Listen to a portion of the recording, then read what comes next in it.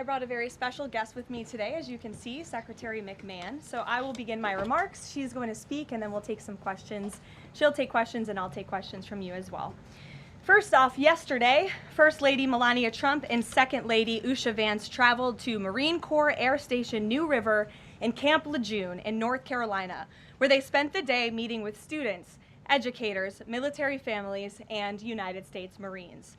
Both the First Lady and Second Lady were grateful for the warm welcome and remain deeply committed to supporting military families and the communities that serve our great nation.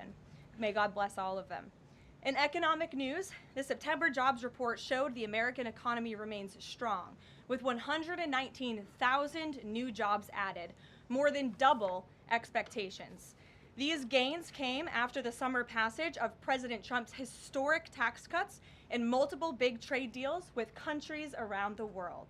In particular, construction jobs surged by 19,000 in September, the largest monthly gain in a year. Nearly all of this solid monthly job growth came from the private sector and went to Americans rather than foreign-born workers, the opposite of what we saw under the previous administration. Inflation also remains under control, and wages are up by 3.8% over the year for American workers because of President Trump's pro-growth policies. In fact, real wages are on pace to increase roughly $1,200 for the average worker this year under President Trump. This is a complete reversal of the failed Biden era, when we saw inflation skyrocket to 9%. Causing private sector workers to see their wages decline by approximately $3,000. We know that Americans are still hurting from the 4-decade high inflation caused by Joe Biden and the Democrats, but President Trump is making significant progress to fix this, and he will not stop working until he solves it. As the president recently stated, he is never satisfied. For example, President Trump's policies are working to make Americans' Thanksgiving more affordable this year, from their commute to the dinner table.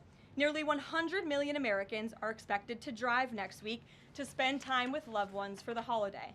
And thanks to President Trump's Drill Baby Drill agenda, the national average price of a gallon of gas on Thanksgiving Day is projected to be at the cheapest price since the COVID pandemic in 2021.